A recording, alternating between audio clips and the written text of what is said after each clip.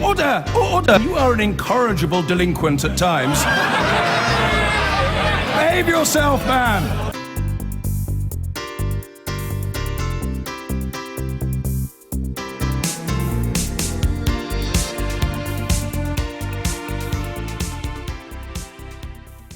A champion of the radical left, a man who challenges conventional politics for months. He fights hard, infuriates his opponents and inspires a new band of supporters.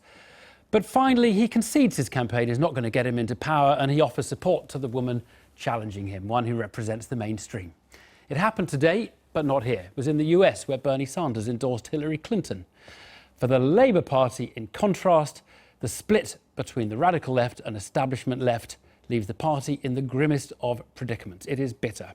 We knew there'd be a leadership election, and now we know Jeremy Corbyn will be on the ballot after a long National Executive Committee meeting this afternoon. Our political editor, Nick Watt, is here. Nick, it was the mother of all NEC meetings. Well, this is really one of the big moments in Labour's post-war history. Jeremy Corbyn will now, he's lost 80% of the support of his PLP Labour MPs, but he will now definitely be on the ballot for that leadership contest. And what is significant about this is that the official Labour machinery had some legal advice which said he should be treated like any other candidate, but no, he's automatically on the ballot. And when I caught up with Jeremy Corbyn after that meeting, he was absolutely delighted.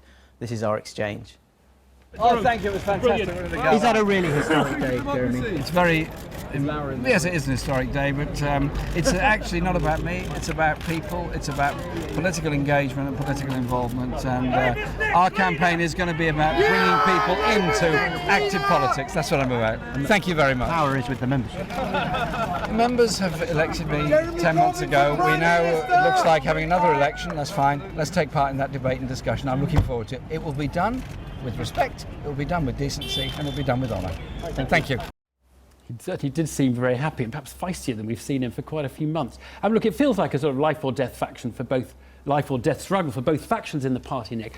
Let's just think about the left. Why is it so important, this issue that we had today for the left? It was make or break for the left. Their view is if Jeremy Corbyn was not automatically on the ballot paper, they could not be sure that they would get the 51 nominations to get him on. Now, I understand that around 10 days ago, Jeremy Corbyn was thinking of throwing in the towel, but his key allies, John McDonnell, the Shadow Chancellor, and his strategy chief, Seamus Milne, said, do not do that, because there's nobody else with your appeal. And that's why Seamus Milne looked very happy when I briefly caught up with him. This is our brief exchange. Good day, Seamus. Hi, how are you? Very good to see you. Please. Is that quite a historic victory? You mean interview for Newsnight? Thank you. Don't give me that. Don't worry about that. Okay, it wasn't a particularly revealing exchange, let's be honest, Nick. Okay, so the Labour plotters, the anti-Corbyn people, they lost the big issue. Corbyn is in the ballot, if you like. But there was some better news for them. Yes, they're saying it's game on and that Jeremy Corbyn is beatable because the rules will be very different. If you're a full-time member, you can only vote if you signed up by February. So all those people who've signed up since the referendum, 120,000 of them, 80% are supposedly Corbyn supporters, they can't vote. If you're the so-called registered supporter, this time you have to pay £25, not £3, and there's a brief window, 18th and 19th of July, for you to sign up. The idea is to create a very different contest to last year when you could pay just £3 and you could sign up right on the eve of ballot. But some Labour Party sources close to Jeremy Corbyn, they are saying this sounds like the ballot is being rigged and they want to try and challenge these very strict rules at the next meeting of the NEC. I mean, frankly, Nick, it's so bitter, so unpleasant. The lawyers are having to pore over the words in order to get interpretations of what the rules are. One might take the view they're beyond the point at which a split is inevitable.